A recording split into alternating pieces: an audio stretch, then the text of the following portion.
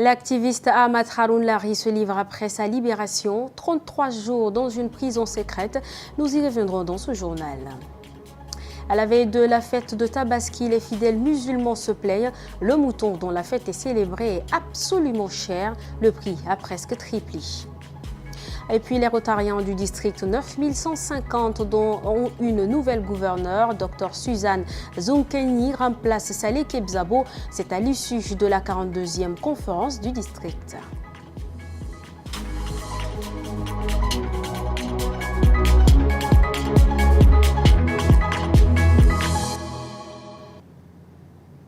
Bonsoir et bienvenue si vous nous rejoignez. Avant de développer ces titres, le Premier ministre Alama Yalina a visité ce samedi matin les digues de Walia dans la commune du 9e arrondissement. L'équipe est venue constater l'état de cette construction qui a commencé en 2023 après les grandes inondations enregistrées dans la zone. En marge de la commémoration de la journée mondiale de l'enfant africain célébrée chaque 16 juin, la secrétaire générale du ministère de la Femme et de la Petite Enfance, Apolline Moudalbaï, a fait une déclaration ce 15 juin, déclaration relative à cette journée édition 2024 qui s'articule autour du thème « Éduquons nos enfants à une utilisation saine des réseaux sociaux ». De saisir cette occasion pour lancer un message à l'endroit des parents, de pouvoir orienter et suivre leurs enfants afin qu'ils puissent tirer profit de l'utilisation avantageuse des réseaux sociaux et de se prémunir de tout ce qui les expose à des risques et pour porter atteinte à leur éducation et à leur dignité. Au premier titre de cette édition, incarcéré le 10 mai, l'activiste Ahmad Haroun Lari a été libéré le 13 juin. 2 jours après sa mise en liberté, l'homme qui a toujours dénoncé tant de pratiques dans des directs sur ses réseaux sociaux dit garder la même posture. Bécoutou Junior s'est entretenu avec lui ce matin. Regardez. 33 jours pour être exact. C'est le temps qu'a passé l'activiste Ahmad Haroun Lari dans une prison secrète d'Njamena. Arrêté au lendemain de son retour d'exil, aujourd'hui homme libre, l'activiste affirme haut et fort qu'il n'a pas subi de torture. Et pour ses prises de décision, il dit garder toujours la même posture. Lari ne peut pas changer. Lari, c'est quelqu'un qui a soldé sa vie. Je suis un combattant. Je sais qu'aujourd'hui ou demain, je vais mourir et je suis fier de mourir arme à la main. Ce qui m'a poussé d'annuler mon exil et de rentrer, c'est de ne pas rester dans un pays, dans un hôtel 5 étoiles, en paix et de voir mes compatriotes mourir. Je préfère mourir au Tchad avec les Tchadiens que de rester ailleurs et parler du Tchad. Ça, je ne supporte pas. Sur les réseaux sociaux, Ahmad Haroun Lari, l'activiste a toujours haussé le ton contre l'injustice, l'impunité, la corruption. Des prises de décision qui lui ont valu plusieurs fois des arrestations. Ahmad Haroun Lari qui est à suivre ce soir à 20h sur Tchad Info TV dans l'émission Sans filtre avec Yassine Adoumadi. Et vous le connaissez déjà, ce point du journal qui vous dresse les informations supplémentaires de la journée. L'heure est à l'actualité en bref. Entamons l'actualité en bref de ce samedi par cette information. Le ministre de l'Éducation nationale et de la promotion civique, Mamadou Gana Boukar, est actuellement à Paris en France. Dans la capitale française, le chef du département de l'Éducation nationale prendra part le 17 juin à une rencontre ministérielle organisée par l'UNESCO sur le bilan des actions transformatrices retenues au sommet de la transformation de l'éducation tenue en 2022 à New York par les Nations Unies. Des travaux de la 112e conférence internationale du travail tenue à Genève ont su son fin ce vendredi. La journée a débuté par l'adoption des rapports de la Commission sur le travail décent et l'économie des soins et des autres commissions. 14 conventions obsolètes ont été abrogées lors de la signature de l'acte par le directeur général de l'OIT et le président de la conférence. La cérémonie de clôture a été marquée par les discours du vice-président des employeurs, du vice-président des travailleurs, du secrétaire général de l'OIT et du président de la conférence. Tous ont souligné les succès de la conférence et ont encouragé les pays à favoriser le dialogue social pour mettre fin aux violations des conventions discutées.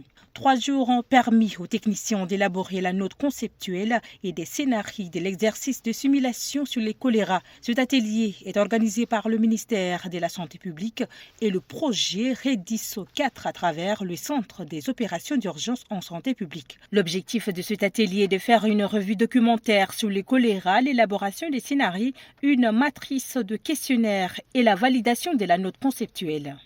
Pour clore cette actualité en bref, le ministre de la Jeunesse et des Sports, Abakar Darma Omi, a lancé ce 15 juin le projet Tournée nationale d'acquisition de compétences numériques. Ce projet vise à fournir une plateforme de formation et de renforcement des capacités aux jeunes tchadiens à travers un centre mobile équipé d'ordinateurs, de dispositifs logistiques et des formateurs. Le coordinateur du projet, Hamid Youssouf, a annoncé que la première phase ciblera les 10 arrondissements d'Indiamina pour former 1000 jeunes, dont 500 filles dans les domaines de l'informatique bureautique, la santé reproductive, l'infographie, la photographie, le pilotage des drones et la programmation CMS.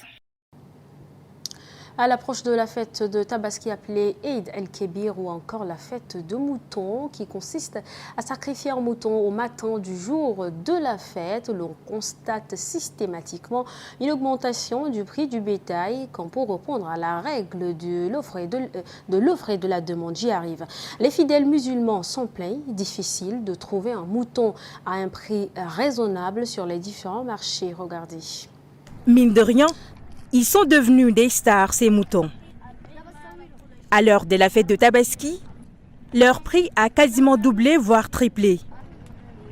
Une spéculation qui ne fait pas l'affaire des acheteurs. Actuellement, la situation est dure au Tchad. Pas d'emploi, pas d'argent et nous sommes à la veille de la fête de Tabaski. Un pauvre qui a 30 à 35 000 ne peut pas s'acheter un mouton. Ça, c'est une évidence. Par contre, ceux qui ont les moyens peuvent s'offrir un mouton à 50 à 60 000 francs CFA. À ces prix, nous les pauvres, on ne pourra pas. Je peux dire que les prix ont triplé même. Les jours ordinaires, on peut venir trouver un mouton ici à partir de 50 000, 45 000. Aujourd'hui, on a trouvé un mouton moyen, je m'excuse, à 80 000. Donc, je peux dire que le prix a triplé. Le prix a triplé. Pour les vendeurs, cette augmentation soudaine se justifie par la rareté des pâturages. La raison est simple. Il manque de pâturage. Il faut nourrir les moutons avec du tourteau et le tourteau est devenu cher. Avant, on achetait un sac de tourteau à 12 500 francs, mais maintenant, un sac coûte presque 25 000 francs. Je dis bien un seul sac.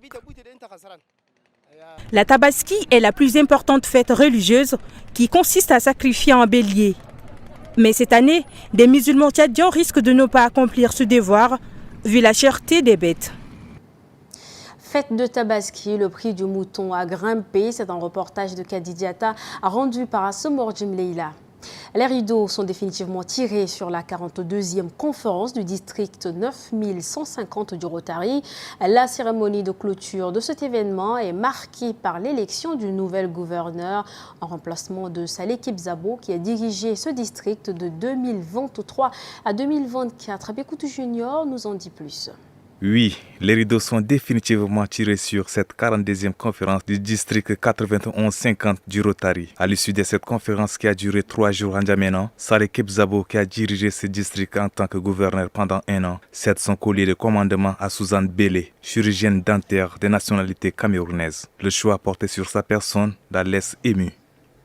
Chers amis rotariens, chers amis rotariciens, chers invités en mouvement et grave respectif, tout de haut, j'ai une pensée spéciale pour mon défunt père, ancien gouverneur du district, à 1989-1990, PDG Jimmy Zoukani, dont je suis honorablement la trace.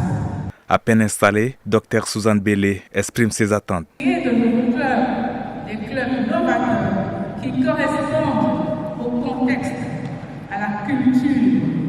et aux valeurs locales font pour ouvrir de nouvelles voies au service.